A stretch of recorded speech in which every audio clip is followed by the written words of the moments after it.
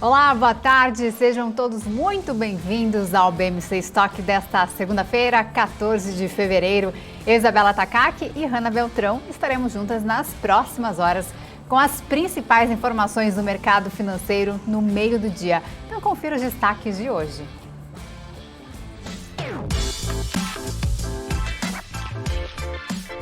Grupo Mateus espera concluir expansão no Nordeste em 5 anos. Oi finaliza cancelamento de registro na Comissão de Valores Mobiliários dos Estados Unidos. Ministros da economia dos países do G7 alertam Rússia para consequências econômicas massivas em caso de invasão. Essas e outras notícias a partir de agora no BMC Stock. E a gente começa o estoque de hoje com o meu boa tarde para a Hanna Beltrão. Muito boa tarde, Hanna. Oi, Isa, boa tarde para você, boa tarde a todos que estão nos acompanhando nesta segunda-feira, né? Começando aí mais uma semana falando sobre o mercado. E a gente, é claro, vai falar sobre os principais assuntos, né, com os nossos convidados de hoje, né? A gente recebe o professor de Economia Internacional do INSPER, Roberto Dumas, e teremos também o Wendy Kawamoto, investidor profissional, também trazendo um panorama bem legal do mercado para a gente, além, é claro, daqueles gráficos que o Alex André sempre separa, trazendo as principais análises do mercado nacional e internacional, né, Isa? Isso, exatamente, Hanna. E a gente começa, então, com os números do mercado financeiro. Ibovespa praticamente estável, mesmo aí com a crise entre Rússia e Ucrânia e alta de juros pelo Fed aí no radar. Está bem descolado aí da maioria das bolsas internacionais, 0,09% de alta, operando aos 113.669 pontos. A gente consegue ver que a maior parte das ações está no verdinho, como Débora Oliveira disse. A maioria aqui no verdinho. Liderando Pets com 6,65% de alta. Logo em seguida vem Dexco com 4,12% subindo, BID 11, né? Banco Inter também está subindo hoje com 3,59%. A Mer 3 com 3,32%, Cielo também sobe 2,59% de alta. E algumas ações, a minoria aqui está no vermelho, como PET 3 com 2,39% de queda. Temos também Marfrig caindo 2,88%. SBSP com 1,19% de recuo. E agora então vamos aos números internacionais com a Hanna. Vamos lá, Isa, a gente segue então olhando como é que fecharam as principais bolsas lá na Ásia. Já começo olhando aqui, né, que a gente já consegue ver, deu uma atualizada aqui para a gente ver. Hansen fechou numa queda de 1,41%, Xangai fechou também numa queda de 0,98%. Já a Nikkei, lá no Japão, fechou com uma queda um pouco mais acentuada, caiu por lá 2,23%. Vamos então olhar como é que estão as bolsas na Europa nesse momento. O cenário não é dos mais otimistas, né? Tanto na Europa quanto também nos Estados Unidos, né? Que já deu uma olhada aqui. Então a gente vê então que na Europa, a DAX na Alemanha opera agora em queda de 2,35%, FTSE no Reino Unido 2,06% de queda, CAC na França cai também agora, recua agora a 2,81%, e o índice Eurostoxx também está aí nessa queda, acompanhando o bloco, caindo 2,64%. Já nos Estados Unidos, Dow Jones cai 0,98%, S&P 500 0,63% de queda agora, e Nasdaq também está caindo 0,10%. Já em relação ao dólar, a moeda norte-americana agora recua 0,52%, está aí sendo comercializada então na casa dos R$ 5,22. A gente segue de olho no mercado lá fora, porque a gente agora continua acompanhando as tensões entre Rússia e Ucrânia, né? Já que a Ucrânia convocou uma reunião com a Rússia e outros membros de um grupo estratégico de segurança europeu para discutir as crescentes tensões em sua fronteira. E é para lá que a gente vai então conversar com a nossa correspondente Giovanna Locatelli, que está de olho e acompanhando esse assunto. Boa tarde, Giovanna. Qual seria o teor dessa reunião? Boa tarde a todos. Os Estados Unidos disseram neste domingo que a Rússia pode invadir a Ucrânia a qualquer momento e pode criar um pretexto surpresa para um ataque. A Rússia tem mais de 100 mil soldados concentrados perto da Ucrânia, que não faz parte da Aliança Militar do Atlântico. O chanceler alemão Olaf Scholz viaja a Kiev nesta segunda-feira e a Moscou para conversas com o presidente Vladimir Putin na terça-feira. Ele pediu que a Rússia diminua a escalada e alertou sobre sanções se Moscou invadir.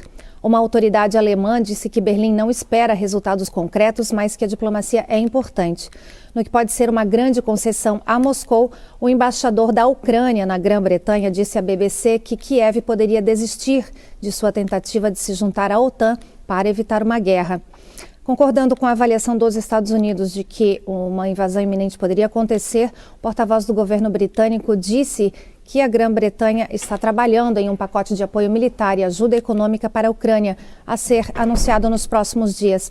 O primeiro-ministro Boris Johnson viaja à Europa para obter apoio para encerrar o impasse à Rússia. O ministro da Defesa ucraniana, Oleksiy Reznikov, disse no Twitter que Kiev recebeu até agora quase 1.500 toneladas de munição de aliados entregues em 17 voos, incluindo cerca de 180 toneladas dos Estados Unidos. O Ministério da Defesa do Canadá disse que retirou temporariamente seus militares baseados na Ucrânia para um local não revelado na Europa. O Canadá, que abriga a terceira maior população ucraniana no mundo depois da Ucrânia e Rússia, mantém uma missão de treinamento de 200 pessoas no oeste da Ucrânia desde 2015. Por questões de segurança, diversas companhias aéreas estão desviando rotas de voos, evitando o espaço aéreo onde a crise se instalou. A holandesa KLM disse que iria suspender os voos para a Ucrânia e a alemã Lufthansa disse que estava considerando suspender também os voos. Agora, Giovana, com essa tensão entre os dois países, o reflexo é imediato, né, em todo mundo, aí na pressão da cotação do petróleo, até das bolsas europeias, né? Sim, o clima está afetando ações no mundo inteiro. Os futuros DAX na Alemanha, por exemplo, mostraram uma avaliação de mais de 3% de queda. CAC na França também ultrapassou esse índice e estava em 3,65% de queda. Eurostock marcou 3,40% de queda. E como trazemos informações da Ásia e América também, já vou atualizar aqui. Os futuros de ações caíram na manhã de segunda-feira, com investidores continuando a monitorar as tensões em desenvolvimento entre Ucrânia e Rússia e também os possíveis aumentos nas taxas do Federal Reserve. Os futuros atrelados ao Dow Jones Industrial caíram 242 pontos, ou 0,7%. S&P caíram 0,8% e os futuros Nasdaq caíram 1%. Os traders também estão avaliando o impacto do potencial aumento da inflação na economia dos Estados Unidos, bem como as possíveis medidas que o Federal Reserve pode tomar para conter o salto nos preços. Os movimentos seguem uma semana difícil para as ações que foram pressionadas por um relatório de inflação quente e temores de um ataque russo à Ucrânia. Então, claro, a gente acompanha toda essa movimentação e traz aqui para os nossos telespectadores. Com vocês. Obrigada pelas informações, Giovana Locatelli, direto dos Estados Unidos, e a gente continua falando sobre os desdobramentos entre essa crise entre Rússia e Ucrânia, porque o porta-voz do Kremlin, Dmitry Peskov, disse que se a Ucrânia se recusar na ideia de ingressar na OTAN, isso iria contribuir significativamente para a formulação de uma resposta mais significativa às preocupações russas. O porta-voz do Kremlin, Dmitry Peskov, então, ele corroborou com a fala do embaixador ucraniano no Reino Unido, Vadim Pristaiko, que a desistência da Ucrânia em entrar na OTAN pode, então, aliviar a pressão na região. Essa declaração foi feita no fim de semana e agora o ministro diz, ele corrobora, então, com essa declaração do fim de semana do ministro do Reino Unido. Do ministro ucraniano que está no Reino Unido. A Rússia, então, argumenta que o apoio da OTAN à Ucrânia, incluindo aí o fornecimento de armas e treinamento militar, constitui na ameaça crescente no flanco ocidental da Rússia. Vladimir Putin vai se reunir com o ministro da Defesa, Sergei Shoigu, e com o ministro das Relações Exteriores, Sergei Lavrov, hoje, e estaremos acompanhando, então, todos os detalhes dessa reunião que influencia diretamente, né, não só nas principais cotações de commodities, mas nas bolsas como um todo, né, Hanna? Com certeza, Isa. E a gente já volta aqui para o Brasil falando, né, da Agência Nacional do Petróleo, Gás Natural e Biocombustíveis, que informou, né, que o país comercializou 139,5 bilhões de litros de combustíveis em 2021. O montante indica uma alta de 6% na comparação com 2020 e representa o maior patamar da série histórica iniciada nos anos 2000.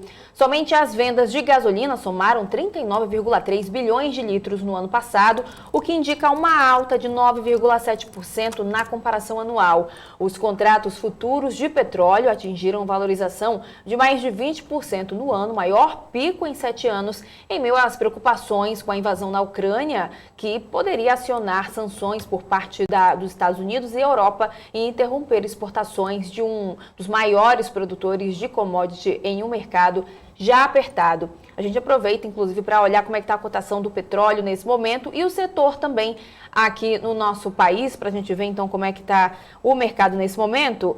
Vamos olhar, então, como é que está o petróleo. O petróleo Brent agora está recuando 0,26%, está ainda sendo comercializado a 94 dólares o barril, enquanto o petróleo WTI está subindo agora 0,8%. Está aí, né, sendo comercializado a pouco mais de 93 dólares o barril também. A gente aproveita, então, para olhar o setor aqui do nosso Profit Pro da Nelogica. A gente vê, então, né, que o setor do petróleo, a gente tem, até que está dividida a situação até o momento. A gente tem Vibra Energia subindo 2,32% e PetroRio subindo 0,78%. Depois aparece Petri 3 e Petri 4 aqui nas maiores quedas. Petri 3 recua 2,58%, enquanto Petri 4 2,37%. 3R Petroleum também aparece aí no bloco das quedas, recuando 1,32%. E Enalta também está por aqui, caindo agora 0,85%, Isa. Obrigada, Hanna. Bom, e ainda falando sobre Rússia e Ucrânia, os ministros das finanças do G7, grupo de grandes economias ocidentais, alertaram a Rússia hoje sobre consequências econômicas enormes se o país decidir, então, invadir a Ucrânia.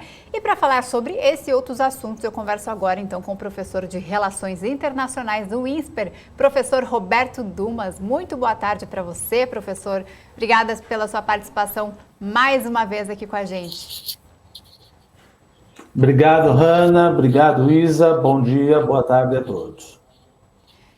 Boa tarde, professor. Então, gostaria de começar, né, já que a gente citou, a gente ainda está nesse assunto, Rússia e Ucrânia, né, um assunto internacional, mas que acaba afetando aqui também o nosso país. Então, esses líderes do G7 disseram que teria uma grandes consequências econômicas aí caso aconteça a invasão à Ucrânia. Quais seriam essas consequências? O que afetaria o nosso país? Veja, quando a gente olha as consequências que eventualmente o Ocidente poderia colocar, você começa a pensar também por o outro lado, quais são as consequências que a Rússia, a Bielorrússia poderiam colocar na gente. Se eu pensar pelo lado do que o G7 poderia prejudicar as nossas relações, não tem muito o que fazer.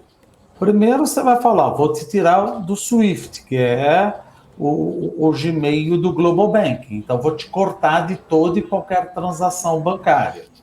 Isso já foi feito no Irã, isso a Rússia já está esperando que, de certa maneira, ocorra. Agora, pensa para o outro lado. Por outro lado, também você falou, olha, então eu vou colocar sanções nas tuas exportações, Rússia. Fala, pera um pouquinho, como é que você vai colocar sanção nas minhas exportações? Eu exporto petróleo, vocês precisam, Europa. Eu exporto natural, vocês precisam. 1/3 vai tudo para a Alemanha. Eu exporto fertilizantes, vocês precisam. Eu exporto, junto do fertilizante, né, os nitrogenados e o cloreto de potássio, vocês precisam. Então, não estou entendendo muito bem, tirando a parte militar e a parte do SWIFT, cortar, de que maneira você vai colocar uma coisa que pode prejudicar tanto a Rússia assim, sendo que o Ocidente precisa desesperadamente desses fertilizantes e a Europa, principalmente agora, e principalmente a Alemanha, precisa de mais desse gás natural. Então, é uma ameaça, eu acho que é um risco de você te cortar do sistema internacional interbancário, isso é óbvio, ou seja, nenhuma transação vai ser feita com banco que transaciona com dólar, isso é uma coisa que bate muito forte, mas achar que vão colocar sanções nas exportações, veja, a Rússia exporta justamente aquilo que eu mais preciso. Eu não, né? mais o mundo precisa e mais a Europa precisa no caso do gás natural. Olha, mas outros países podem fornecer o gás liquefeito. A coisa demora um pouco, você não tem uma logística feita para substituir o gasoduto Nord Stream e Nord Stream 2 para suprir o gás e transformar o gás liquefeito em gás natural para atender a demanda da Europa. Então, o G7 está ameaçando, lógico, que vai cortá-lo, óbvio, mas achar que teríamos sanções econômicas e que... O que eu quero dizer é o seguinte, muito cuidado com essa sanção econômica aí, tirando o SWIFT, porque no final das contas, quem pode se prejudicar mais é a Europa, porque quem fornece justamente o que você mais precisa é a Rússia e a Bielorrússia. Então fica meio complicado achar que, olha, a Rússia vai sofrer horrores. Sofreremos todos nós. Eu acho que isso seria uma forma mais adequada de se dizer se essa guerra, no final das contas, ocorrer. Sofreremos todos nós a economia, pelo lado do preço do petróleo que sobe, pelo lado do preço do gás natural que sobe, pelo lado do preço do fertilizante que não para de subir, o cloreto de potássio, vai faltar fertilizante, e isso significa o quê? Aumenta o preço dessas commodities energéticas, aumenta a inflação. Aumenta a inflação também de alimentos. E justamente no momento onde os países já estão com uma política monetária contracionista. Então, mais inflação na fogueira da inflação pode se justificar o quê? Maiores taxas de juros nos Estados Unidos? É pior, talvez a Christine Lagarde, presidente do European Central Bank, volte agora com mais incisiva e com uma postura mais hawkish de querer subir a taxa de juros na zona do euro. No final das contas, você percebe o quê? Que o mundo, se isso ocorrer, pode crescer menos do que nós estávamos imaginando em 2022, porque esse choque de oferta com choque de demanda tem de ser endereçado com aumento de taxa de juros e um crescimento menor em 2022, que provavelmente nós vimos em 2021. Que foi muito bom, obrigado, mas 2022, com política monetária contracionista, guerra e inflação e restrição, não ajuda nada na recuperação mais forte ainda do mundo, né? Professor, eu disse agora há pouco, né, em nota, que o porta-voz do Kremlin, um dos porta-vozes do Kremlin, disse que a Rússia aceitaria a recusa formal da Ucrânia em ingressar na OTAN. Na sua opinião, esse seria um dos objetivos da Rússia, né? Senão eles já teriam atacado a Ucrânia e estariam conseguindo aí atingir um desses objetivos com essa recusa da Ucrânia de entrar na OTAN.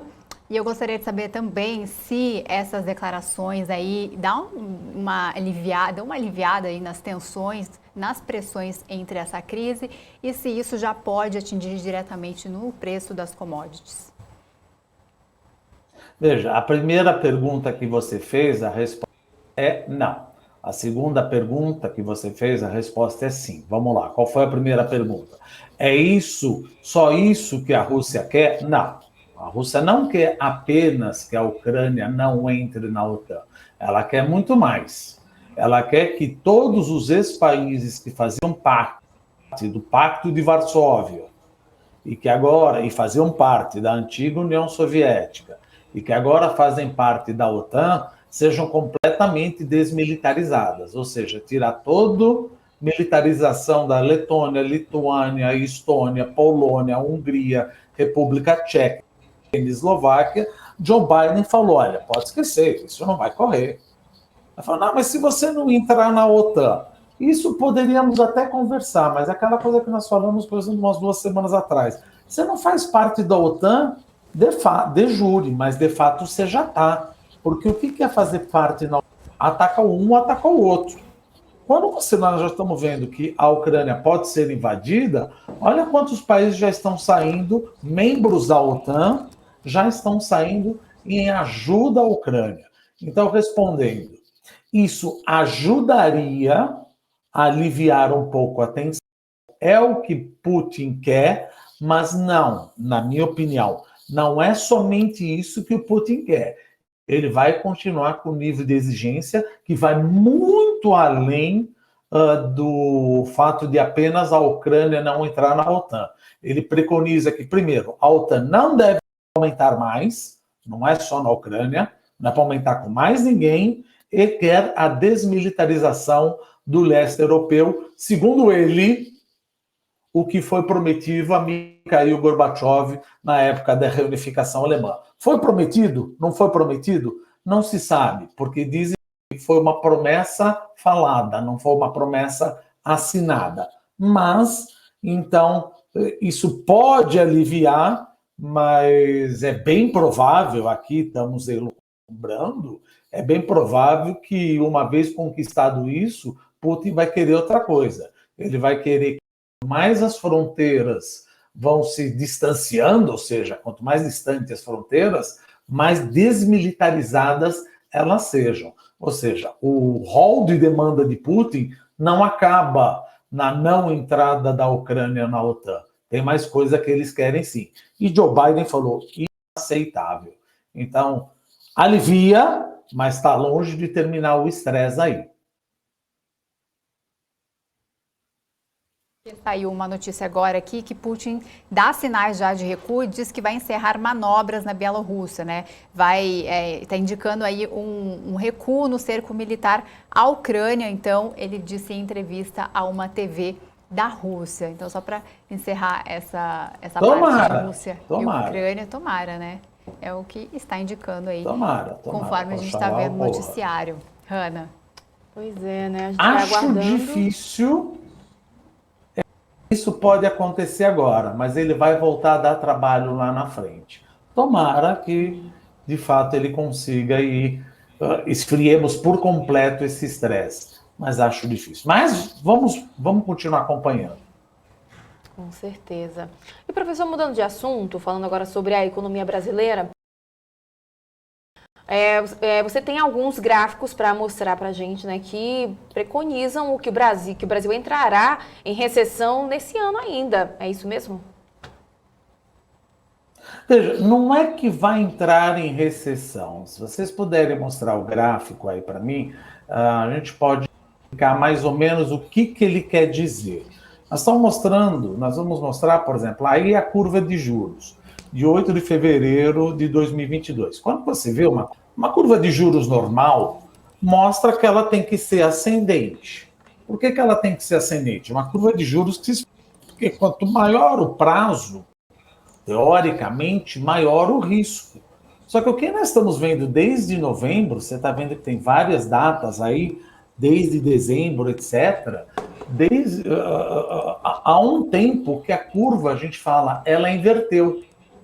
O mercado está exigindo retornos menores para 2031, 2026 e 2024 do que está pedindo para 2022. Aí no próximo gráfico, desculpa, sem abusar da tua boa vontade, se você puder passar, o próximo gráfico, ele mostra o diferencial do retorno de 10 anos que 2 anos. Você vê que a curva está invertida desde novembro. E aí no próximo gráfico, perdão, gente, só no próximo gráfico para a gente mostrar o que isso pode significar. Veja, quando você pega o spread entre papéis de 10 anos e 2 anos, como a gente falou, o spread de 10 anos deveria ser maior do que de 2 anos. Tá, mas o que será que o mercado, os agentes econômicos podem estar pensando quando ele cobra um spread, ou melhor, um juro menor no longo prazo do que no curto? Vamos pensar.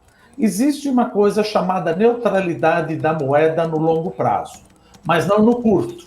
Meu Deus, para com esse economês. O que eu quero dizer? Quando a taxa de juros sobe no curto prazo, ela dá uma pancada na minha atividade econômica. Então, a gente pode estar pensando o seguinte: no curto prazo, de fato, a taxa de juros vai subir, mas depois, dado que a inflação em algum momento vai ser controlada, ele espera que vai ser controlada, ou também teremos um arrefecimento no PIB, por isso o Banco Central volta a derrubar a taxa de juros. Mas a gente tem evidência empírica que isso aconteceu. Se eu mostrar esse gráfico aqui, você vê que antes de 2015, a linha azul e a linha amarela, que mostra a curva de juro real tirando a inflação, em ambos os casos, elas inverteram. O que aconteceu em 2015? Recessão. O que aconteceu em 2016? Recessão. Então, a hora que você vê que a curva de juros inverteu, e a mesma coisa acontece aqui em 2008.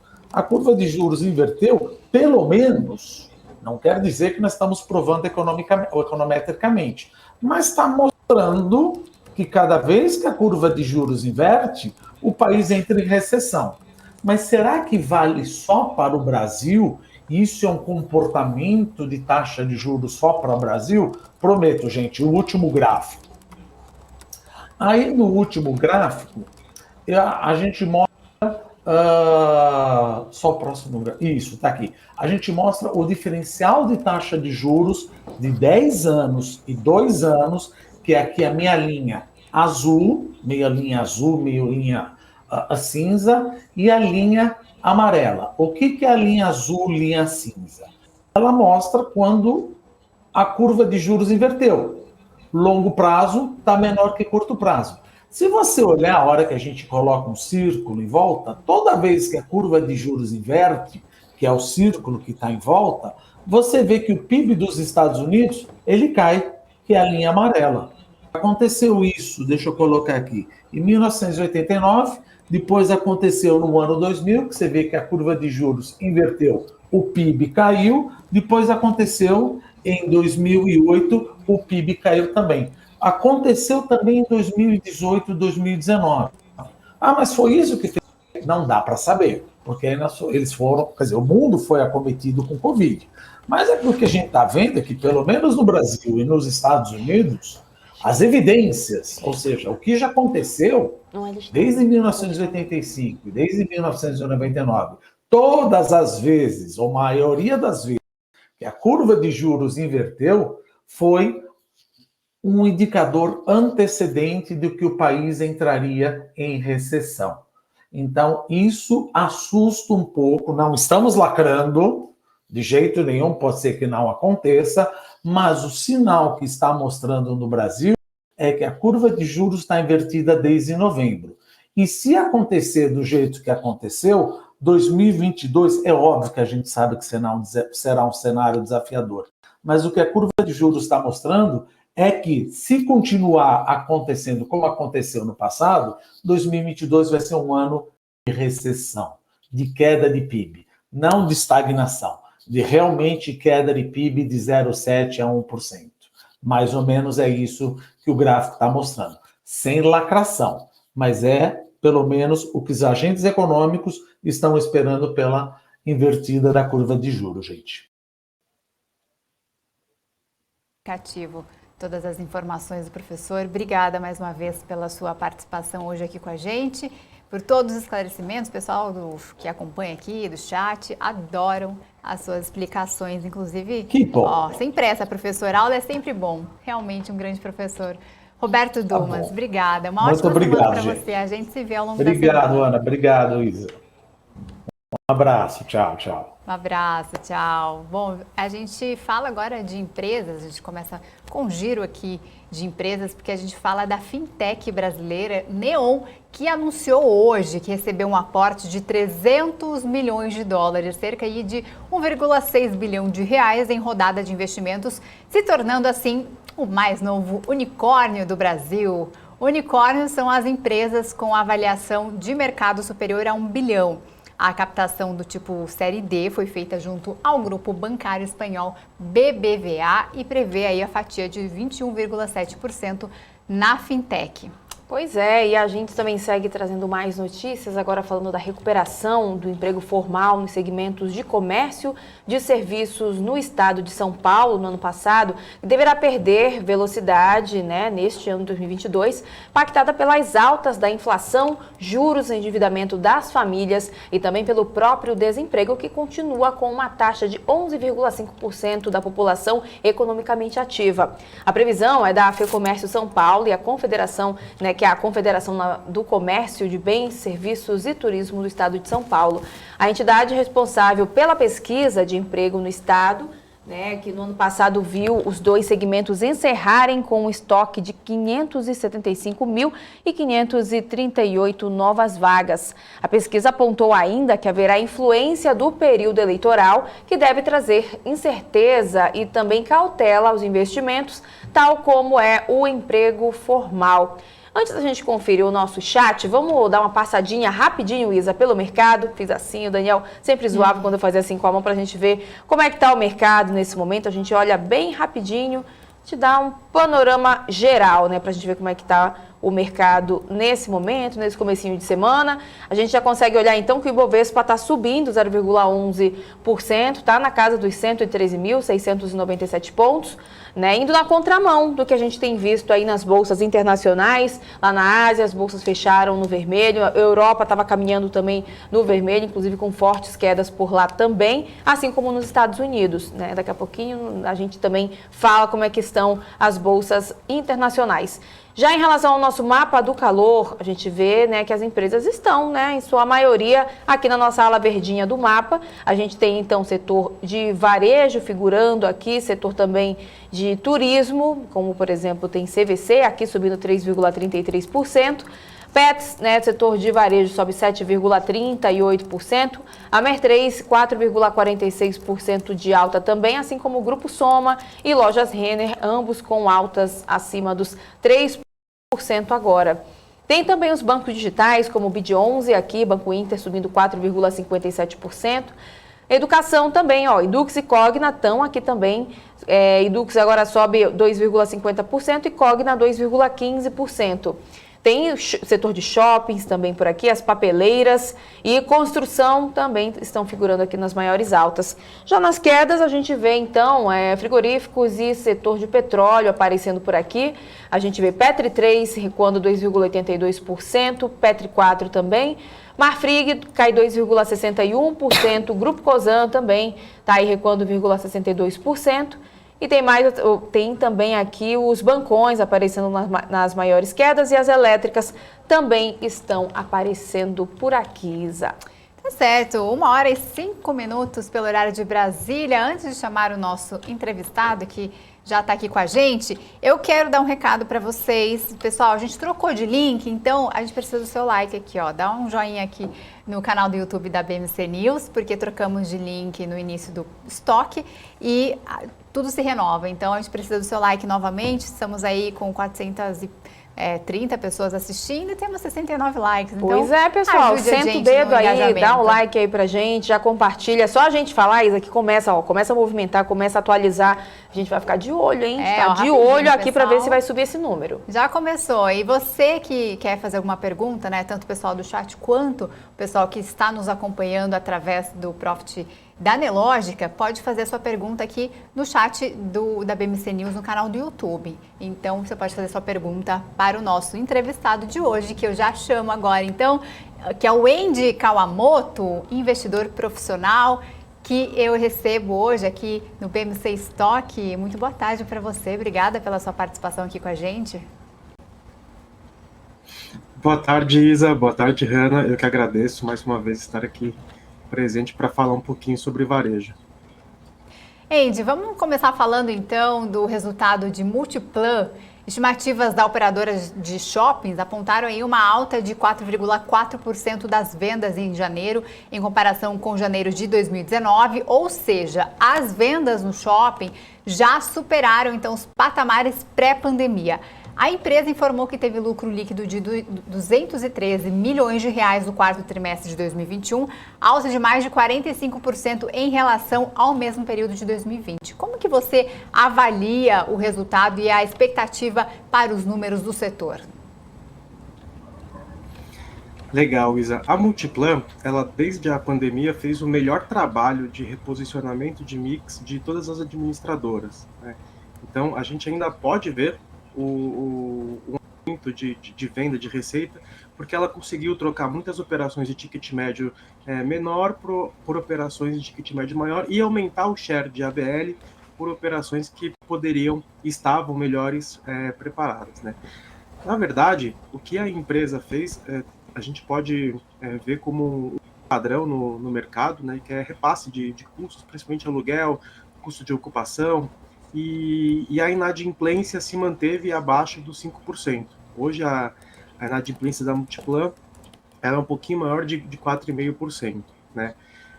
Agora, os dados que mostram que as operações estão realmente se aquecendo, voltando e melhorando, é em relação ao tempo de permanência, né, do consumidor no shopping, porque o conceito de shopping é compra por impulso, né, misturado com um pouco de mix, que é de destino.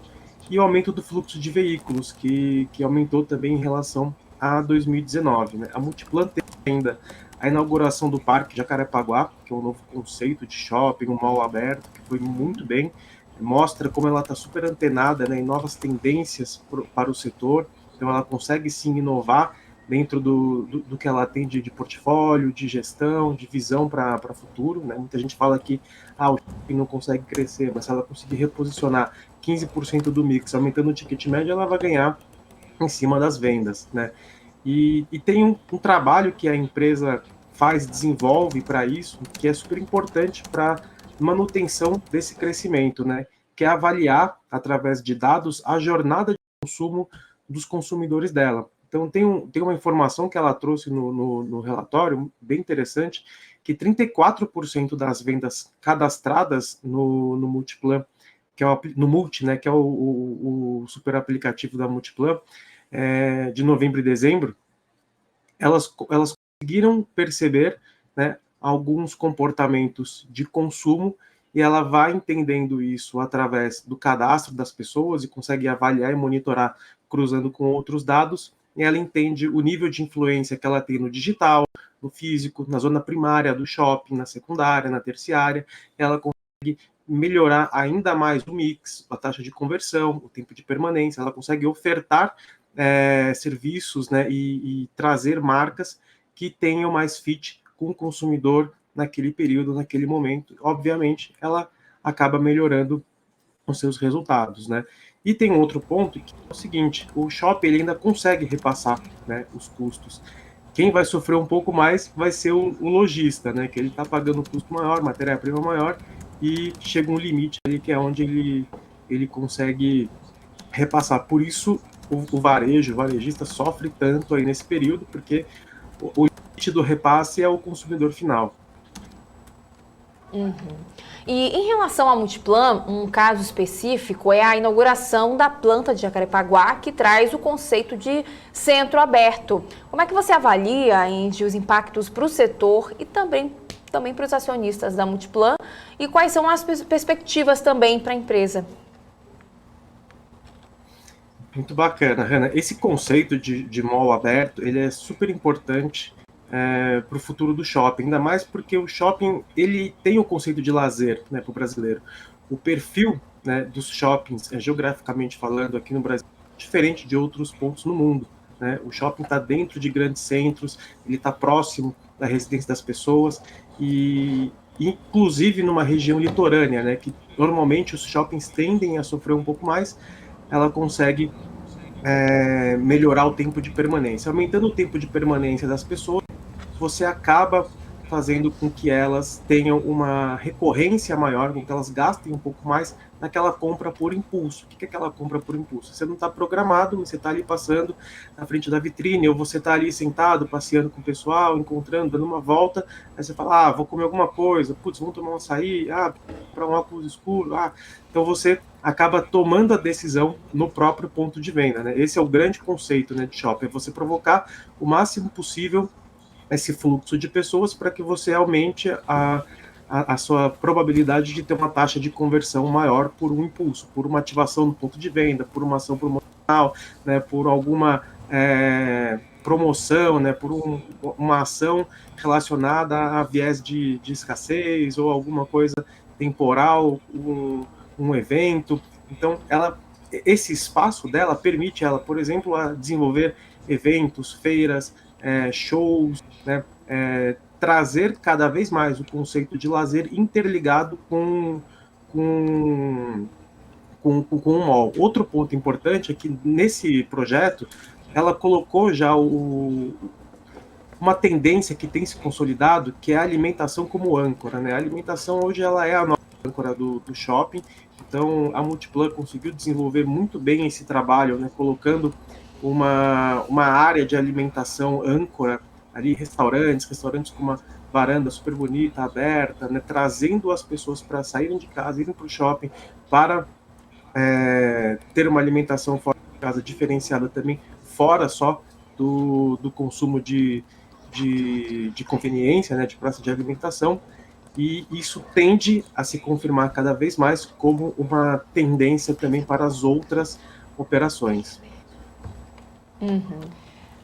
E, Andy, o Citi reduziu os preços-alvo aí para Americanas, Magazine Luiza e Via, prevendo um ano bem desafiador para o e-commerce por causa aí do acirramento da competição com empresas chinesas.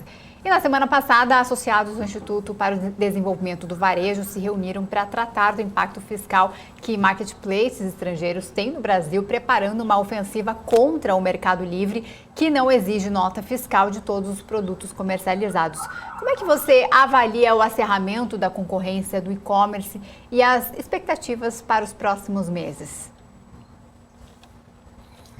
Bom, Isa, nos seminários que a gente fez com o professor Cabral sobre varejo, a gente até comentou um pouquinho desse aspecto da superconcorrência, né? O grande problema nesse setor é que as empresas precisam queimar caixa para conseguir ganhar share, né? Você precisa conquistar novos clientes, precisa trazer novos clientes para você conseguir aumentar sua taxa de conversão, e essa maneira de você alavancar em novos CPFs, ela é péssima, ela é ruim, né? Se vem um player que não precisa, né, necessariamente do território brasileiro para conseguir performar, ou que ele está disposto a queimar muito caixa, assim como a Nike e a Adidas fizeram, né, anos atrás, para ganhar market share a qualquer custo, você vai acabar impactando sim os outros players, né? O que mostra também que essa questão a gente tem que tomar muito cuidado com essa questão do e-commerce. O e-commerce vai crescer, etc. tal. Mas a gente está vendo também, até o impacto da alta de juros, a inadimplência ela pode ser um fator aí que já mostra que a renda disponível do brasileiro reduzindo, ela já está sentindo, a inflação de alimentos tira, né, do consumo, que isso não vai acontecer nessa velocidade, né?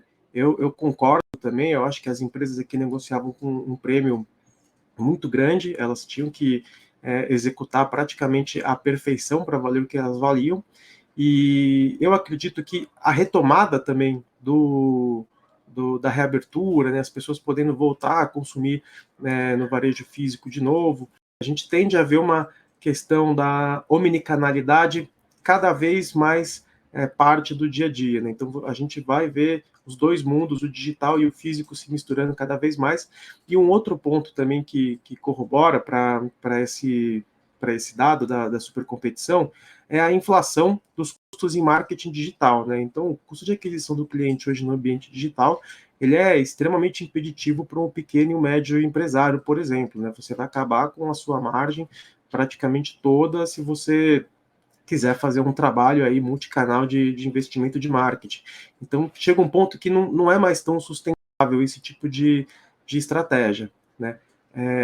Se a gente olhar também, né, para a questão, né, da cadeia de suprimentos, né, aquela questão principalmente em eletrônico, né, da falta de chips, a gente tem ainda uma parte da cadeia prejudicada, né, desde 2020, muitas pessoas se comprometeram com financiamentos longos, agora com poder de compra reduzido, ela tem mais dificuldade, né, para fazer novos financiamentos. Eu também vejo uma situação bem delicada, e eu acredito que, diferente dos shoppings, né, que podem ainda ter um aumento de fluxo com uma possível retomada do movimento corporativo, esses setores eles podem sofrer um pouquinho mais, porque não só esses players full e-commerce, né, tendem a entrar e ganhar cada vez mais mercado, mas também o pequeno, médio, outras marcas, eles tendem a entrar no e-commerce e aumentar a competição, mesmo que seja de nicho, e isso pode também disputar a atenção do consumidor no ambiente digital e contribuir para essa inflação de custos, né, no ambiente digital. E Andy, em relação ao varejo de alto padrão, essas empresas têm mais chances de bons resultados no cenário macro de inflação, de alta dos juros, na sua opinião? E como é que você também avalia companhias como Arezzo, Vivara, Grupo Soma e Trackfield? Qual se destaca?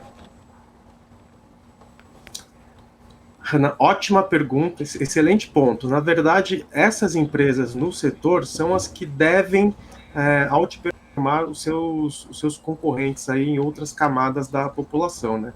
Então, empresas que estão expostas aí a um público um pouco mais privilegiado, que não vai sentir tanto, né, o impacto da inflação, tendem a se beneficiar e até aumentar, porque você também tem uma redução, até por conta, né, da expansão delas, o poder que elas têm, né, sobre os menores nesse segmento, de conseguir trazer mais clientes, de expandir os seus negócios, de acabar utilizando esse momento para pegar maior número de lojas, para ter mais barganha com os shoppings e ter margens melhores, né? E eu acredito hoje que a Arezzo tem a melhor gestão no Brasil. A gente pode até ver um aumento significativo, tanto na Black Friday como no Natal. O vestuário como um todo teve um share bem interessante no fim do ano, né? Foi o Natal da lembrancinha, então a gente viu o Natal com um ticket médio menor, que acabou beneficiando esse setor, mas a verdade é que a Arezzo, a própria Track and Field, essas empresas, elas conseguem trabalhar com uma margem muito maior que os concorrentes, porque nesse nível de canal é mais fácil para o varejista conseguir repassar, porque o teu produto final ele tem valor agregado, né? Você está colocando marca, está colocando qualidade, né? Tem design, é uma coleção que é um pouquinho mais exclusiva, né? É uma marca que você vai utilizar aí para voltar a sair, para viajar, etc. Tem a ver também com a retomada, né? Ou para trabalhar, enfim. São negócios que devem passar e passar melhor nesse período, né? E todos eles estão expandindo, né? Se a gente pegar a Arezzo com a aquisição da Carol Bassi, fez um follow-on agora, se eu não me engano tem 10 operações da Carol Bassi para eles conseguirem penetrar o Brasil inteiro, né? Que sejam 5 operações. A Schutz Moda, né, que pode ser uma grande surpresa nesse setor e aí entrar na concorrência junto com o Grupo Soma que pegou a Hering, que está fazendo um trabalho de reposicionamento de marca, de mix. Tem muita coisa para acontecer dentro desse setor, né, e a Vivara, que cada vez mais tem se consolidado aí dentro do segmento, né, ela consegue comprar matéria-prima melhor do que ninguém, ela consegue hoje, via Vivara Life, né, que está crescendo muito, então praticamente onde a gente tiver uma operação de Vivara, você pode ter uma operação de Vivara Life, e aumentou muito mais o mix, uma coleção assim muito bem desenvolvida, muito bem feita, com link emocional para estimular a recompra, viu um trabalho de CRM fantástico, então você vai lá, compra, em pouco tempo você vai receber um comunicado de ativação para aproveitar um desconto, para você fazer a recorrência por CPF, né, dentro do teu mix de produtos. E hoje, se você olhar numa Vivara Life, você consegue comprar um berlock, uma corrente, etc., por 10, 12 vezes aí de R$20. Então está cada vez mais acessível, né, porque ela está conseguindo trabalhar bem esse crédito e com um cenário que ela tem menos concorrentes. Então eu acredito que principalmente Vivara e Arezzo, eles podem até surpreender e ganhar mais share, crescer ainda mais dentro desse cenário. É um pouco contraintuitivo, mas faz bastante sentido porque você também limita a expansão dos seus concorrentes. O gado foi o da Alpargatas, que caiu 19,1% no quarto trimestre de 2021. A empresa brasileira de calçados e artigos esportivos está presente há mais de 113 anos no ramo e anunciou follow-on aí para buscar mais de 2 bilhões de reais. Como é que você avalia a aquisição da Roots, marca de sapatos confortáveis, amigáveis aí ao meio ambiente e populares no Instagram? O resultado de Alpargatas é preocupante? Olha, Isa, essas aquisições da Alpargatas, elas são... É muito difícil da gente conseguir prever qualquer outra coisa, né? Se a gente olhar agora, a própria Oskley, né, teve impacto nesse resultado. A venda da Oskley o grupo DAS, né, a Mizuno, que veio para a Vulcabras. Então, a gente não sabe direito, né, o que essas aquisições vão se tornar dentro da Alpargatas, né? Para mim, eu não sei se faz tanto sentido, tendo uma marca tão forte, né, a própria empresa conseguiria desenvolver novos produtos, novos segmentos dentro, aproveitando a força da marca que ela tem, mas se a gente olhar, a gente teve uma queda de volume, se eu não me engano, em 3%, né? E no momento de reabertura, de viagens nesse trimestre, né, com verão, todo mundo viajando, etc., ter essa queda no volume, principalmente por conta do cenário doméstico, do mercado doméstico, foi muito impactante, né? Mas por que isso acontece, né? Porque é um valor de pouco, é um produto de pouco valor agregado, né? Então chega um limite que você não consegue repassar para a maior parcela da população brasileira esses custos, né? A matéria-prima aumentou muito, né? A gente viu uma queda da margem bruta e a internacionalização da marca, né? Aquela coisa, não, a gente vai levar para a China, vamos crescer bastante, etc. Tal, acabou que não tem se concretizado, né? E para piorar, aqui dentro, o share que consegue abocanhar e crescer, ele é limitado, né? Porque se você parar para pensar, ela já vende em todos os canais possíveis, né? Então, da onde virar esse crescimento aqui no Brasil, por exemplo, né? Então, isso para mim levanta muito mais dúvidas, né? E o próprio resultado desse TRI foi impulsionado por um não recorrente, que foi a venda da Osclen, e já tem sido recorrente esse comportamento de vai lá, faz uma aquisição, não consegue trabalhar bem, fica meio escanteado, essa nova marca, não consegue resultado, aí vende de novo. Então, eu não, particularmente, eu não gostei, eu achei ruim, eu acho uma empresa ainda cara e prefiro, nesse momento, outros players que eu acredito que possam entregar e crescer mais com margens melhores. Uhum. E uma outra empresa de calçados é a Vulcabras, maior gestora de marcas de artigos esportivos do país, que tem, né, no seu portfólio as marcas Mizuno, Olímpicos, né, várias marcas aí fazem parte. E qual é o potencial da empresa com o novo posicionamento da Nike no mercado brasileiro e as Olimpíadas também de inverno lá na China? Podem aumentar as vendas de calçados esportivos? Perfeito, Renan. Esse segmento, ele é um segmento que pode surpreender, né? Principalmente quando a gente está falando de calçados de performance, né? Que é o ambiente de corrida, por exemplo, e a Alpargatas, ou a Vulcabras, ela surfa isso muito bem dentro de Mizuno, né? A Vulcabras, tudo que ela fez de CAPEX, né, nos últimos anos, ela tem uma das plantas mais modernas aí das Américas em relação a calçados esportivos. E a gente tem uma perspectiva muito boa que ela conseguiu reposicionar a Olímpicos no mercado, né? Com que ela conseguiu aprender de design com Under Armour, com outras marcas, ela está emprestando isso, ela está fazendo com que a marca Olímpicos tenha uma percepção cada vez melhor no mercado. Obviamente que esse cenário todo tende a impactar, sim, principalmente as camadas mais baixas, né?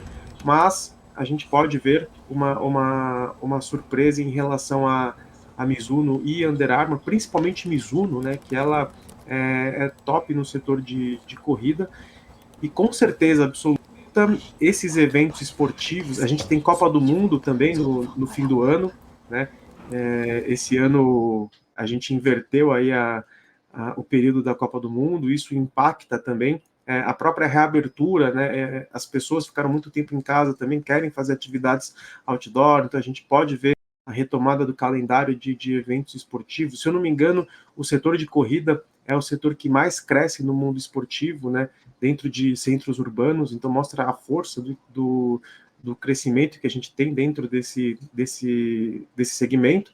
E eu acredito que a própria Mizuno pode surpreender nesse resultado de agora e ter tido a melhor performance aí dentro das marcas da companhia, olhando proporcionalmente, né, o seu segmento. Eu acredito que eles também começaram um trabalho bem interessante, né, dentro do ambiente digital, hoje, se eu não me engano, representa 4% das vendas, a tendência é de chegar aí a pelo menos uns 10% em alguns anos, então um crescimento bem interessante. Pegou uma planta em Extrema agora para fazer ela mesma esse trabalho, né? Então é muito provável que a gente veja hoje uma posição de estoque em torno, hoje deve estar uns 150 dias, e a gente possa ver isso em torno de uns 120 dias na normalidade, né? Ela consegue também entregar em D mais 28 para o varejista, que é um diferencial competitivo muito forte, diferente da Nike, por exemplo, que demora até 6, 8, 7 meses para você comprar e comprar, né? Ela também se beneficia da própria concorrência, que os impactos aí do dólar, dos importados, vão fazer com que os produtos fiquem ainda mais caros, né? Então você tenha que reposicionar esses produtos, né, na prateleira de cima do varejo, e a Vulcabras pode se beneficiar de ganho de share, né, por conta desse setor. Eu acredito que Olímpicos pode sofrer um pouco mais, principalmente em relação a margens, né, nesse cenário, mas a gente pode ter uma surpresa com Mizuno e Under Armour. Andy, agora a gente vai para as perguntas do nosso chat, que tem bastante gente querendo fazer pergunta para você. Eu começo com o Sandro Lima. Ele pergunta, na sua opinião, qual companhia tem maior probabilidade de ser comprada por outra companhia no varejo? Boa pergunta. Eu acho que a gente vai entrar no momento de muitas fusões, aquisições. A própria Arezzo, ela pode surpreender e entrar no segmento mid-level, né? Pode abocanhar uma parcela maior da população. A Lojas Marisa, com a operação nova, né, que eles testaram no Shopping Parque Dom Pedro, vendendo 40% a mais, fazendo um turnaround, fazendo essa expansão para algumas outras lojas. A Lojas Renner tem uma posição em caixa aí, né? Mais de 5 bi em caixa. Em algum momento ela deve também fazer alguma movimentação nesse sentido.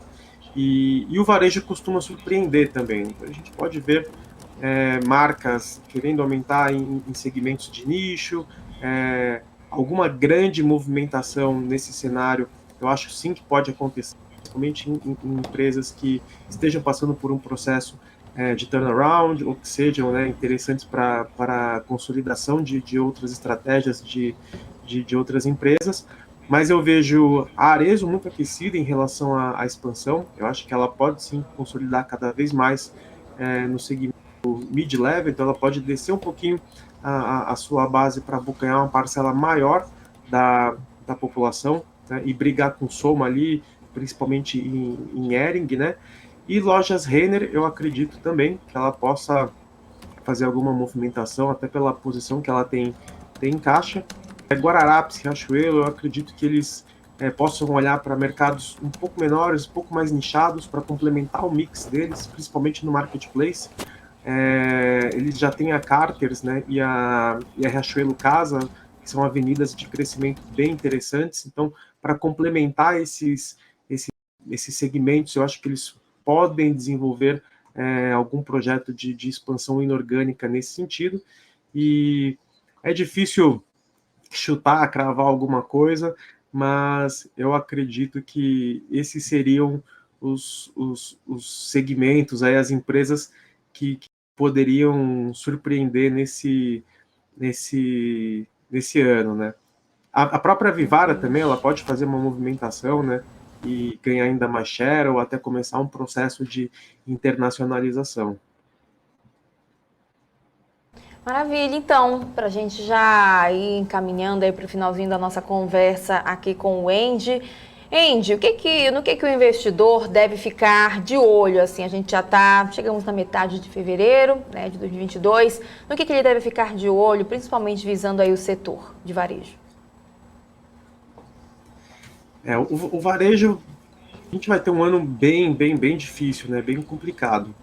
Ao mesmo tempo que a gente pode ver a retomada aí do movimento corporativo, aquele fluxo segunda a sexta, melhorando um pouco os resultados e trazendo um pouquinho mais de conversão para algumas empresas, normalizando um pouco em relação a 2019. A gente tem um ano completo aí para analisar em relação a 2019.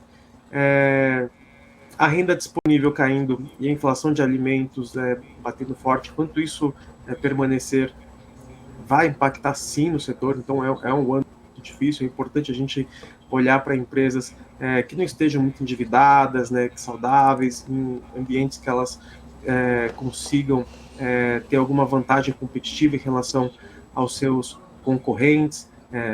Temos eleições, então a gente vai ver ainda muita volatilidade.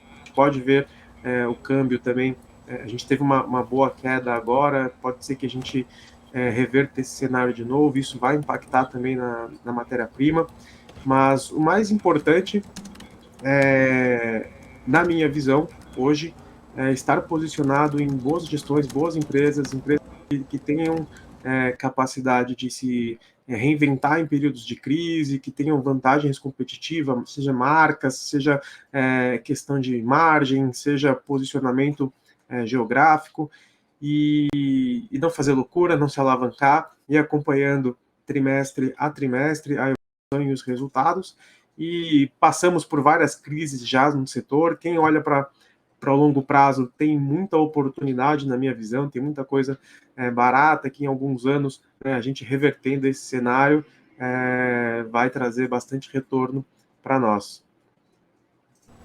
Tá certo. Muito obrigada pela sua participação aqui com a gente, por responder as perguntas aqui dos nossos internautas. Eu conversei com Andy Kawamoto, que é investidor profissional. Obrigada, Andy, pela sua participação. Boa tarde para você, uma ótima semana.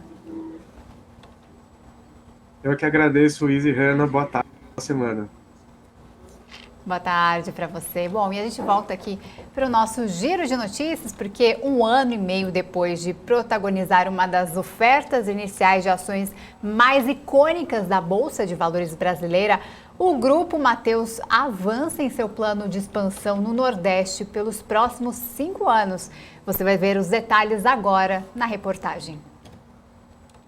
Um dos maiores atacarejos de fora do eixo Rio-São Paulo, o Grupo Mateus possui faturamento de cerca de 10 bilhões de reais por ano e chegou aos estados de Pernambuco e Bahia, mantendo a previsão de terminar de desbravar a região em até 5 anos. A estratégia, segundo o diretor executivo do grupo, Sandro Oliveira, foi iniciar o avanço por uma região que a companhia já conhece e domina. Hoje, a varejista conta com 210 lojas, considerando suas bandeiras de atacarejo, supermercados, hipermercados, móveis e eletrodomésticos. Mais da metade das unidades está situada no Maranhão, estado que é berço do grupo e é onde ele é dominante, com cerca de 80% de participação. Outros 73 pontos estão no Pará e 13 no Piauí. O estado do Ceará também já conta com a atuação do grupo. O executivo afirmou ainda que o grupo estuda novas possibilidades de faturamento e onde é possível entrar com determinado nível de competitividade. Um equilíbrio das contas para preencher as rotas. Mas ele não descarta, no entanto, passos mais ambiciosos no futuro, com a empresa chegando a São Paulo, mercado dominado pelos atacarejos Açaí e Atacadão. Bom, a gente aproveita então para dar uma olhada no papel aqui de Grupo Mateus, para a gente ver então como é que está se comportando aí nessa segunda-feira, inclusive aí após essa notícia, né, da expansão do grupo pelo Nordeste, um plano aí que deve durar pelos próximos 5 anos. A gente vê então que Grupo Mateus agora sobe 2,66%, com papel na casa dos R$ 5,78. A gente aproveita até para dar uma olhada aqui no setor, né? A gente vê então que o Grupo Mateus está aqui, a única empresa que está subindo, inclusive, do setor de supermercados e também atacarejo. Já na sequência a gente vê Açaí com queda de 0,24%, Atacadão 0,12% de queda também e Pão de Açúcar vem logo na sequência, recuando 0,11%. A gente segue trazendo mais notícias, falando agora do TC, antigo Traders Club, que anunciou que começará a oferecer gestão de recursos de terceiros independente aí, através da criação do Multifamily Office. O objetivo é ajudar na diversificação do seu portfólio e também na geração de receita. O serviço surge aí com base no aumento de clientes de alta renda, o que indicou a necessidade de oferecer um atendimento singular, sofisticado e com um total de integração com a plataforma do TC, dando acesso aos clientes a investimentos locais e também internacionais. Na última sexta-feira, as ações do TC acabaram fechando em queda de 8,53%, Isa. Bom, e as ações da Notre Dame Intermédica tiveram o último dia de negociações na última sexta-feira, após o acordo de combinação de negócios entre a empresa e a Apvida. As novas ações ordinárias da Apvida vão ser então negociadas na Bolsa Brasileira, emitidas aí aos acionistas da Intermédica em operação de relação de troca. Os acionistas da companhia incorporada vão receber pouco mais de R$ 5,00 por ação ordinária. A combinação dos negócios entre ambas as empresas tem potencial de gerar 1,38 bilhão de reais ao novo grupo em até 3 anos. Pois é, a gente aproveita então para dar uma olhada no papel de Apvida, já que agora está tudo incorporado por lá. E também a gente vê o setor. Vamos começar então olhando a Apvida, que agora tem uma alta de 0,76%. O papel está na casa dos R$ 11,98, veio de uma alta forte, do comecinho aqui de janeiro, lá em meados do dia 5, 6 de janeiro, veio subindo bastante, o papel chegou até, Isa, ficar na casa dos R$ 12,86, teve uma queda, mas já seguiu recuperando aí nos meses, nas 2 semanas aí do mês de fevereiro. A gente vê então o setor de saúde, a gente já consegue olhar nesse momento, o IP3 aí tá com uma alta de 2,89%, Mater Dei sobe pouco mais de 1% também agora, Qualicorp sobe 0,18% também, Odontoprev 0,50% de alta e Par de 3 também sobe 2,29%. Já em relação às quedas, temos DAS aí recuando 0,67%, KRSA3 deixa eu tirar a setinha aqui, 2,36% de queda agora. Oncoclínicas também recuam 1,53% e Grupo Fleury também aparece por aqui, caindo 0,27%. E em meio à retomada das atividades, o setor de turismo acumula perdas de mais de 470 bilhões de reais nos 2 anos de pandemia. Após um tombo de 36,7% em 2020, o volume de serviços nas atividades turísticas terminou 2021 com uma alta de 21,1%, segundo o levantamento feito pelo IBGE. Os detalhes a gente confere agora na reportagem. Mesmo impulsionado pela retomada das atividades, o turismo caminha a passos lentos em direção ao que era antes da pandemia. Em 2021, o setor deixou de faturar 214 bilhões de reais, segundo a Confederação Nacional do Comércio de Bens, Serviços e Turismo. Do começo de 2020 até dezembro do ano passado, a perda é de 473 bilhões e 700 milhões de reais. O IBGE, o Instituto Brasileiro de Geografia e Estatística, apontou que em dezembro o volume das atividades turísticas cresceu 3,5% ante novembro. Mesmo assim, o nível das atividades ainda está 11,5% abaixo do mês de fevereiro de 2020. Para a Confederação, 2022 ainda não será o ano da recuperação completa das perdas. A entidade projeta crescimento de apenas 1,7% no volume de serviços prestados nas atividades no setor neste ano. O levantamento tomou como base o ritmo de receitas no setor em janeiro e fevereiro de 2020. Em relação a dezembro, o faturamento ficou 10 bilhões e 200 milhões de reais, abaixo do padrão pré-pandemia. Bom, agora a gente fala da Oi, que anunciou nesta manhã de segunda-feira que tornou efetivo o cancelamento na US Securities and Exchange Commission que corresponde à Comissão de Valores Mobiliários nos Estados Unidos. A companhia destacou que o cancelamento não implica na listagem das ações do Brasil, que continuam seguindo a legislação de regulamentações brasileiras e que vai continuar divulgando seus reportes periódicos e resultados anuais e intermediários.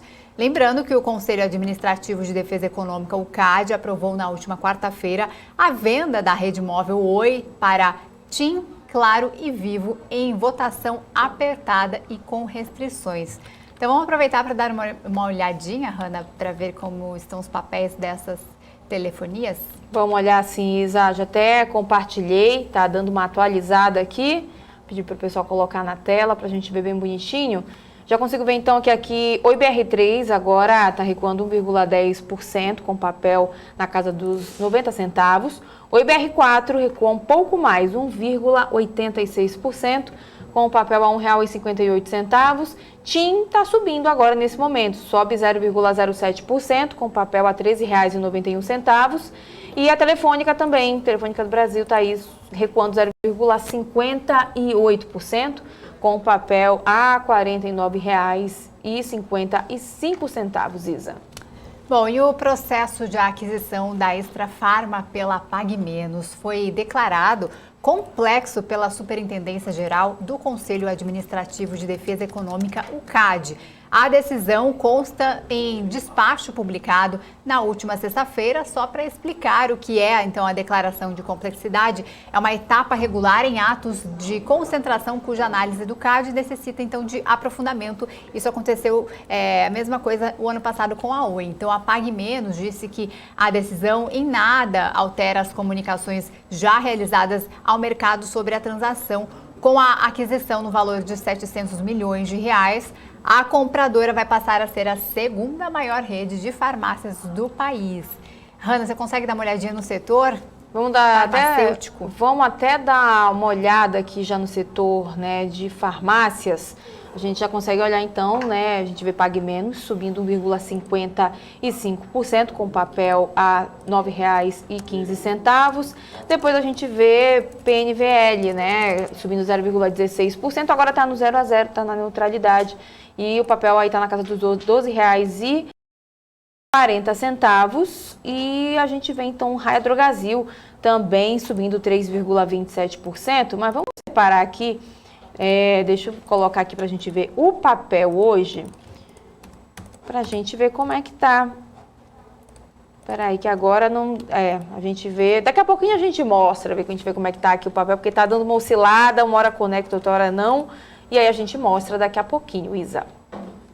Bom, vamos seguindo então com o nosso noticiário, agora falando da Multiplan, né, uma das maiores operadoras de shopping centers do país, que divulgou resultados do quarto trimestre de 2021.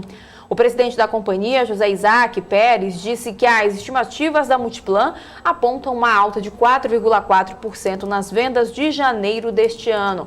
Em relação a janeiro do ano passado, os números mostram avanço de 46% e a receita líquida mostra avanço de 25% em janeiro em relação ao mesmo mês de 2019. A Multiplan informou que teve lucro líquido de 213,6 milhões de reais no quarto trimestre do ano passado, apresentando uma alta de 45,5% em relação ao mesmo período de 2020. O resultado foi impulsionado pelas vendas do Natal e receitas de aluguéis, né, e também nesses aluguéis de lojistas. No acumulado do ano, o lucro foi de 453,1 milhões de reais, uma queda de 53%, Isa. Bom, e agora é hora das análises e dos gráficos do Alex André, que já está aqui no estúdio e vai falar para a gente o que temos para hoje. Alex, boa tarde para você. Boa tarde, Hanna. Boa tarde, Isabela. Boa tarde a todo mundo que nos acompanha aqui no MC Stock de hoje. Eu vou trazer os gráficos, vamos mudar um pouquinho, né, a nossa rotina aqui, né? Todo dia nós falamos de gráficos, né, um pouco mais do macro.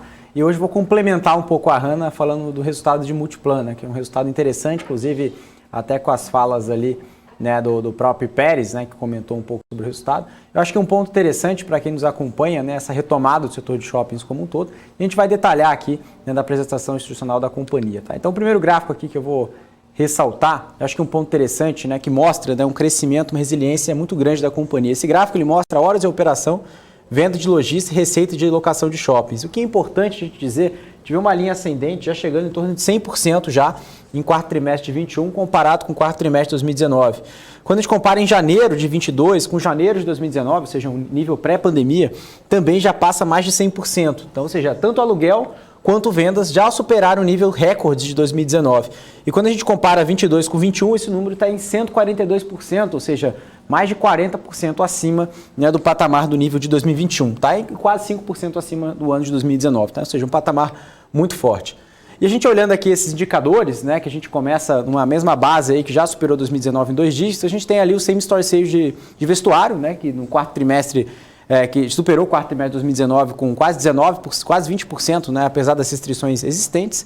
E quando a gente olha, né, também as vendas das mesmas lojas, né, em comparação com o quarto trimestre de 2019 com o quarto trimestre de 2021, a gente tem alguns setores, né, como alimentação, áreas gourmet, né, a gente consegue observar tanto vestuário, artigos do lar, artigos diversos e serviços. No total, nós temos aqui um crescimento de mais de 10%, ou seja, a gente consegue também observar esse fluxo, né, tanto de pessoas e também isso também, ao mesmo tempo, né, mostra-se em relação ao crescimento do número de vendas. Tá? Quando a gente olha em comparação entre os índices, né, a gente consegue observar, né, um crescimento, reajuste aí do GPDI, né, o quarto trimestre de 2019, mesmo com uma alta no IPCA, né, em torno de 15% nos últimos 24 meses, conseguiram, né, repassar isso para o consumidor, tá? De forma gradual, tá? A gente olhando de contrato para contrato.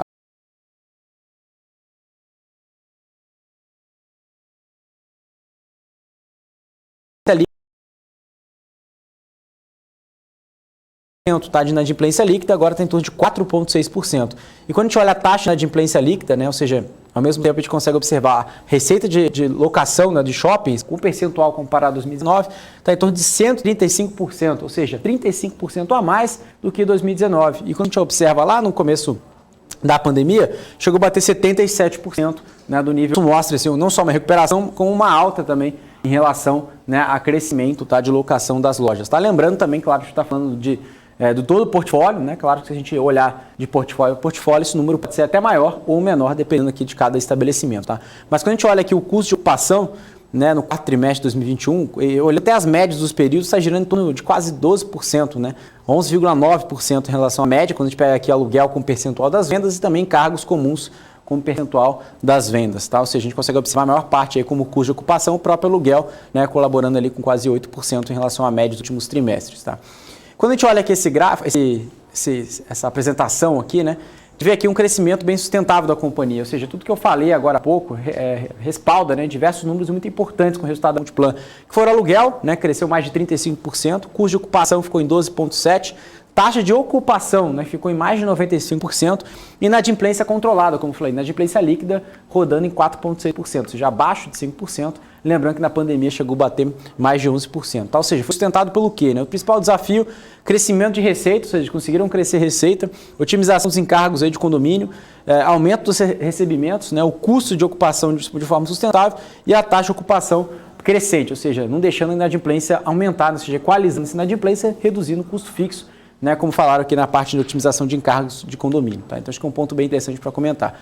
E a gente olha aqui rapidamente na parte de estrutura de capital, a gente olha que a companhia tem uma dívida bruta, né, de 3,2 bilhões de reais, né, um custo médio ao ano, né, que passa ali um pouco de 9,70% ao ano, uma dívida líquida de 2,4 bilhões de reais, dívida líquida por EBITDA, né, ou seja, alavancagem, 3,08 vezes. Lembrando que o limite de dívida da companhia, né, os covenants, está batendo em torno de 4 vezes, ou seja, bem saudável, né, ou seja, não chegou a ficar em torno de 1,33, mas em relação à pandemia se alavancou, ficou em 3,08, mas não tem nenhuma grande preocupação. Tá? Quando a gente olha em relação à posição de caixa, finalizada em dezembro, 783 milhões de reais em caixa. Né? Quando a gente olha aqui a amortização das dívidas, também a gente mostra aí 2023 e 2022 ali aproximadamente 1 bilhão de reais. Mas a gente consegue observar que em novembro e dezembro, né, de 21, a Multiplan pré-pagou aí a oitava e a nona emissão de debêntures simples e não conversíveis no valor de 400 milhões de reais. Tá? Isso também mostra uma parte da desalavancagem da companhia. E quando a gente olha aqui outubro, né, também 2021, né, teve a emissão da 10ª emissão de debêntures no valor de 450 milhões, com custo aí de CDI mais 1,3% ao ano, no prazo de 7 anos e amortização em 3 parcelas anuais e iguais. Tá? E quando a gente olha a gestão, né, de passivos da companhia, no quarto trimestre, a gente vê ali uma redução do spread da dívida, né, versus a Selic, né, de 103 pontos base, né, em setembro de 21 para 48 pontos base. Tá? E um aumento de prazo na parte da dívida para 5 anos, tá? Ou seja, 5 meses, tá? Desculpa. Ou seja, a companhia alongando, né, de certa parte a sua dívida e reduzindo o seu custo. Isso ela vem gerenciando, né, de acordo com a sua posição de caixa, a dívida mais curta e jogando aí para uma dívida um pouco mais longa, tá? E quando a gente olha aqui o aplicativo Multi, né, que é um aplicativo que cada, né, player vem desenvolvendo, para quem lembra, né, da Delivery Center, né, eles descontinuaram essa unidade, né, não foi tão rentável assim como eles estavam pensando, eles estão focando mais no seu próprio aplicativo, né, no seu próprio ecossistema, né, que é o aplicativo Multi, né, conta com mais de 700 mil usuários únicos, né, ativos em dezembro, 2 milhões de downloads já acumulados.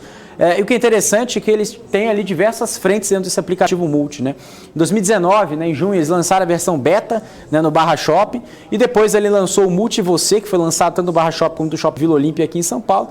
E ao longo, né, do ano, desde com a pandemia, eles aceleraram, né, as vertentes aqui de crescimento. Eles começaram ali com uma vendas via WhatsApp, né, e coleta via drive-thru, para quem lembra, né, no começo da pandemia, usando o aplicativo da Multi, você consegue comprar do lojista, né, receber na própria loja, pedir para entregar em casa. Pagamento, estacionamento Multi em todos os shoppings, inclusive aqui eles estão fazendo bastante propaganda. Para quem visita os shoppings da Multiplan, estão fazendo uma propaganda, né, a gente tem um percentual de desconto pagando dentro do app, né.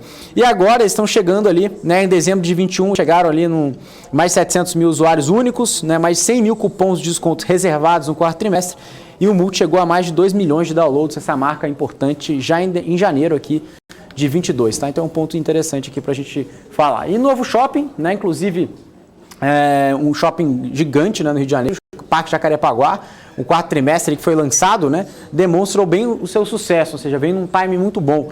Mais de 80 milhões de reais, né, em vendas, uma pista de patinação com mais de 10 mil visitantes, né, estiveram ali também um Hot Zone, né, com mais de 14 mil visitantes, também mais de 215 mil veículos que passaram durante o Parque Jacarepaguá, tá? Um shopping localizado ali no Rio de Janeiro. Tá? Aí a gente tem aqui diversos potenciais, né, projetos aí multiuso que eles planejam, né, executar.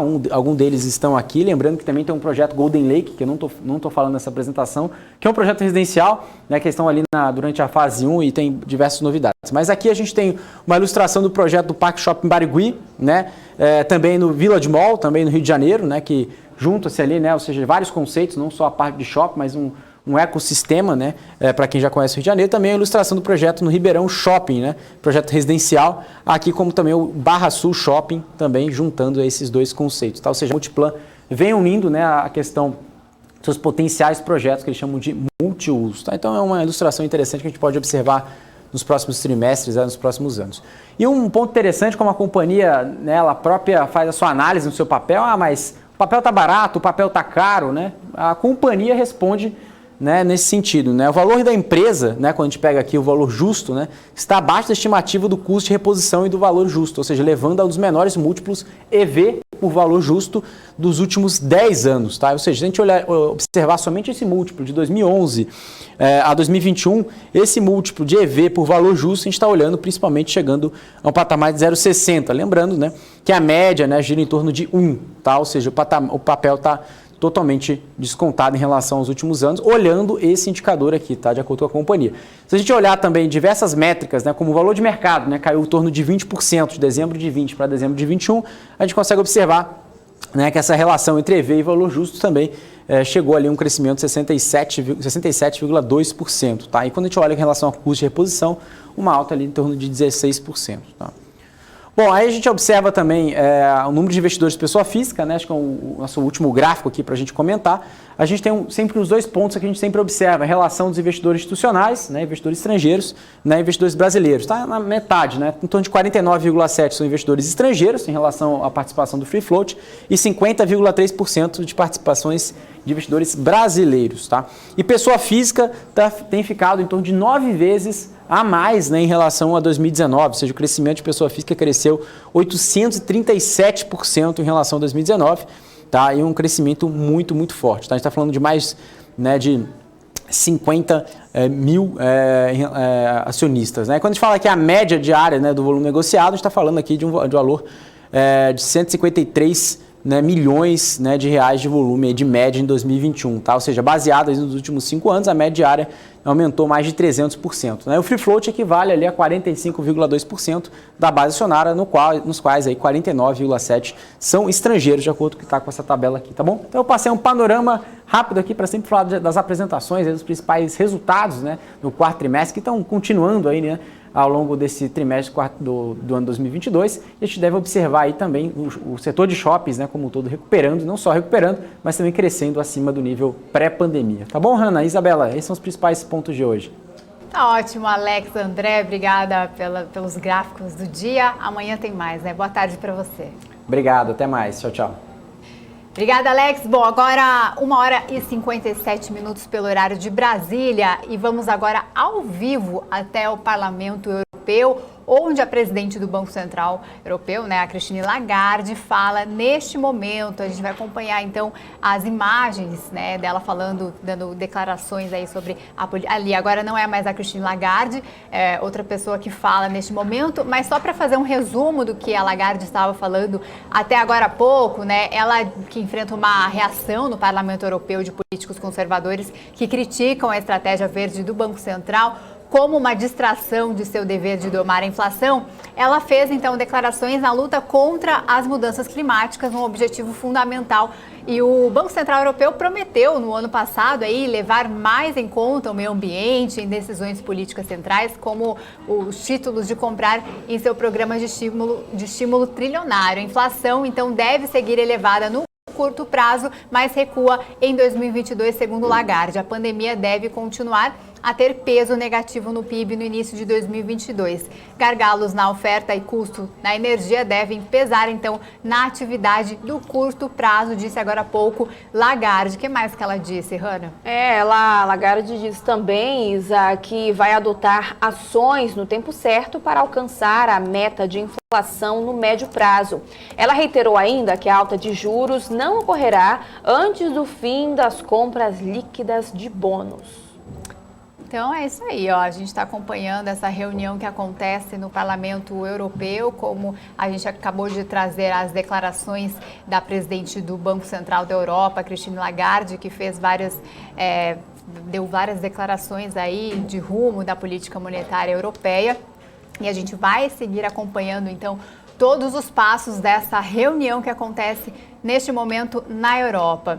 E agora, mudando do internacional, a gente volta aqui para o noticiário do mercado interno, porque a Energisa concluiu a aquisição do capital social da Paranaíta, transmissora de energia. A operação foi concluída pelo valor de 102,1 milhões de reais. De acordo com o comunicado, o montante representa o valor de 100,7 milhões anunciados em 2 de dezembro do ano passado, corrigido pela variação do CDI do período.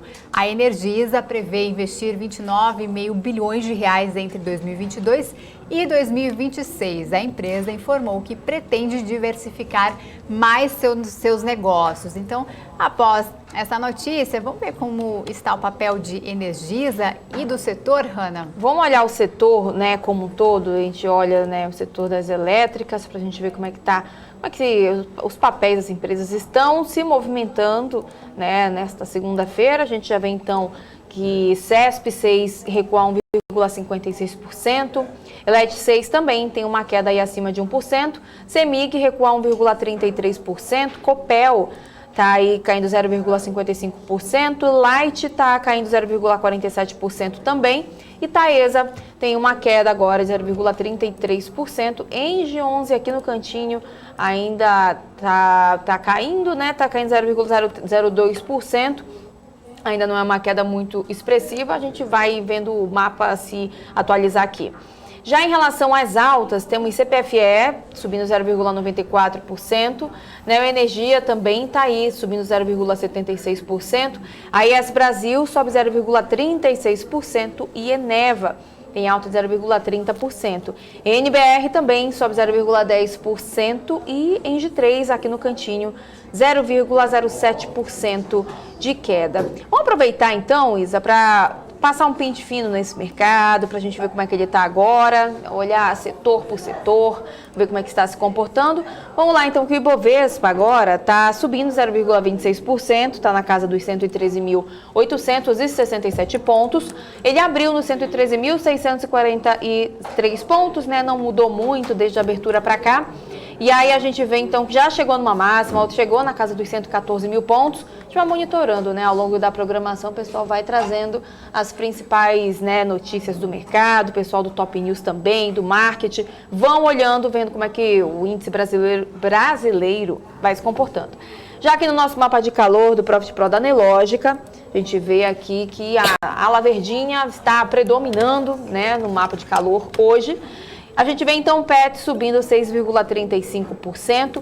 No mesmo setor, temos a Mer3 subindo 4,40%, Magazine Luiza 3,63% também de alta. E aí aparece também o setor de viagens e viagem e turismo, CVC aqui coladinha na Gol, e Azul, CVC agora sobe 3,11%, Gol 3,4% e Azul 2,30% de alta também.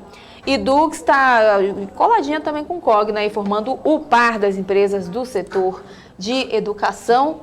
E aí a gente vê então aqui que Cogna está subindo, né, quase 3%, e Dux também tem alta também acima dos 2%. E tem outras empresas também, como setor, falar dos setores, setor de shopping, siderurgia de mineração, estão aparecendo aqui também, assim como as papeleiras e empresas também de mais algumas empresas do setor de varejo. Já nas quedas temos o setor do petróleo, aí, né, nas maiores quedas de hoje, muitas empresas do setor por aqui.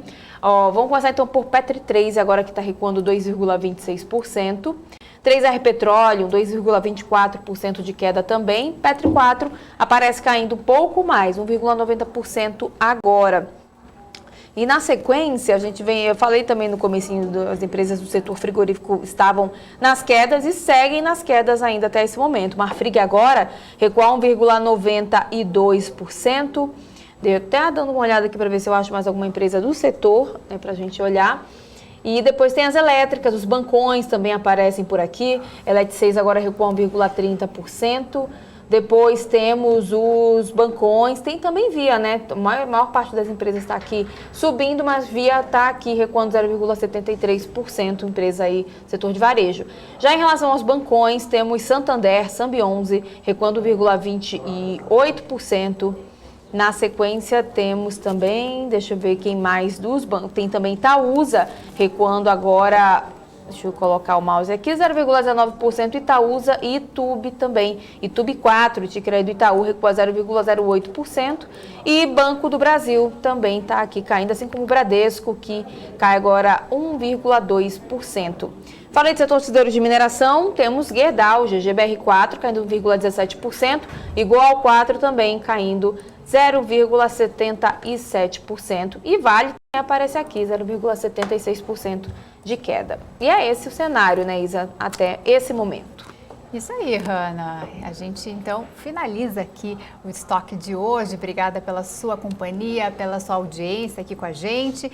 E a Hanna não tem hoje business, né? Não, hoje não, mas hoje. Amanhã a gente volta, Isa. A gente volta com o business aqui, trazendo mais empresas, falando um pouquinho mais sobre mercados, resultados, né? Já que a gente está aí numa temporada de balanços, fechando o quarto trimestre de 2021. Então, amanhã a gente volta. Então, eu espero todo mundo também aqui no estoque e no business na terça-feira. Tá certo. Boa tarde para você. Obrigada, Hanna. A gente se vê amanhã.